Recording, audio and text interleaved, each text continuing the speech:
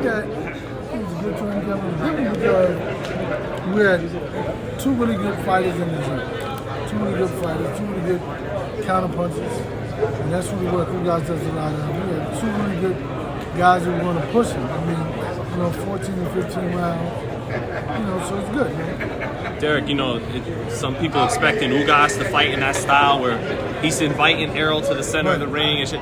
Is that what you're expecting? And if that's what their game plan is that a miscalculation, trying to fight Errol like that? No, I think that Ugas is going to fight the best fight for himself. We have certain aspects of the ring. I'm in the middle. Certain times I'm going after him. Sometimes I'm going backing up, trying to lure him in. So it's like everything he's doing is something that we went over. We refreshed him. Maybe we're in the middle of the ring. Maybe I'm going after Errol when he's being aggressive. Maybe he's trying to lure Errol in, so he's trying to. So it's like, so no different than what he was saying, like, we see Errol doing whatever, double jab, this, whatever. It's no different from us watching him, seeing exactly what he does in the punches that he throws. If he's staying in the pocket all night, though, is the power gonna? If he's gonna stay in the pocket with Errol all night, it's not gonna make the 12 rounds. It's not gonna make I've seen him score big guys and shoot those shots and 2 rounds at depleted. So if that's what he wants to do, it won't make it to the 12 rounds. Hey coach, he says he's a better fighter since fighting Danny Garcia. How have you seen him be a better fighter since fighting Danny Garcia? It's like he had a longer time to prepare, because before then we were working through his ailments and his aches and his woes, his soreness, but now he doesn't have those issues. So that's where, now you come with fresh, on a fresh plate. So it's not like he's a new guy, but he's not the guy who was in pain, and not the guy who was hurting, not the guy who was aching. So he didn't have to hold back. He can just step up. From day one, he was already ready to go. So does that make that alone make this a much better, a much more effective training camp when there's nothing from the past that you have to deal with? Yeah, without a doubt. And he shows very strong, he's very physical, very you want to see him, he's very strong in him. Talk about the resiliency that he's shown, that you've seen in him from what was that, 15 or the accident to today? Talk about that resiliency for him to come back from that. Well, really, it's amazing to see it, because even when he was in the Pacquiao training camp, when he injured his eye, he still wanted to fight. That was the motivation, dedication of himself. He said, I worked so hard, I'm going to take the fight. And then he said, in the hindsight, when he looked back, he said, maybe I shouldn't have been thinking like that. Which is okay, because that's the fighter within him.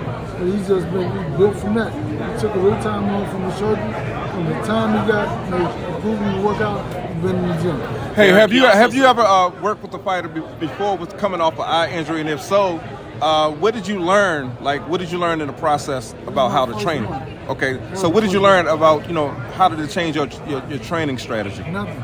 Because it was like when he came back, he didn't have an eye injury. So he had the eye injury at that particular moment. After that, he worked through it. They approved him. And even before, when they approved him to spar, I just waited a month to let him spar anyway. I just wanted to see a little bit, give him a little bit more time, and ease through the pain or whatever, and the eye injury, and be fresh. You heard some spar partners saying that Earl's hitting harder than he's ever hit before. Is that a testament to his nutrition, or focus, or what is it? It's different. Technique. More the technique and more the fortitude and desire to be great. Coach James, before the Porter fight, I asked you, I said, are you and Errol the best duo, like Phil and Kobe? I don't quite remember your response, but today Errol told me he's more like Tim Duncan, so that makes you Greg Popovich. I like Popovich. Like Popovich? What'd you say? I like his perspective, because he stands up for what's right, and he speaks from black causes.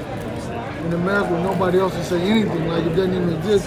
Greg Popovich is the guy that said, no, this is wrong, that's wrong. Because people see things wrong, but they don't say anything. They don't have the heart to say anything. But he's the guy that said, listen, let me say what I want. And he's been saying enough of that, and I like that. So I'll be a Pop. Duncan and Popovich. Hey, Coach, we got a couple of good fights coming up, man. What do you think about Haney and Kambosos, man? I've never seen Kambosos fight before. And I've seen Haney fight once or twice, so I don't know. How about Tank versus Rollies? Hey, I'm a Tank Davis fan. I love Tank Davis. I love his style. I love his tenacity. I talked to this coach last night. I love his whole situation. Okay. Derrick James, I got a question unrelated to boxing. Right. Totally unrelated to boxing. You saw what happened with Will Smith and Chris Rock. Right. Do you got any strategy, any tactics for Will Smith's right hand? Did you help him? Did you critique that at all? That's an ill question because let me tell you why. Because I think that it's sad that he did that to him. You know, Chris Rock, I saw like where he's been bullied his whole life or whatever. So it's sad for that to even go through that.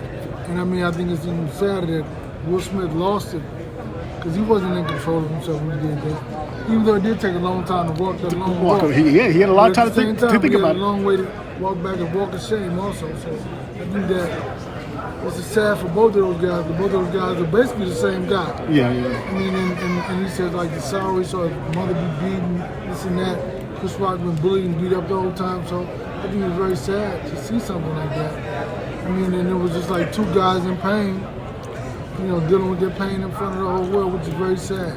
You care to reach out to Will to talk to him and give him some confidence, boost his morale up a little bit? Hey, listen, man, I just think that you gotta sit at that red table a little bit more. You know what I mean? No, he don't need to sit at the table anymore. No, I'm just saying like with his wife, when they do a lot of therapy, they do a lot of talking. I think that's what it's gonna take because it's more therapy than anything therapeutic. Yeah. 'Cause I know that he walked in the building, a star. He walked out of the building insane. So you think about, and he's been able to maintain and control himself the whole time. But that time, I mean, it's like couldn't control it, so very unfortunate.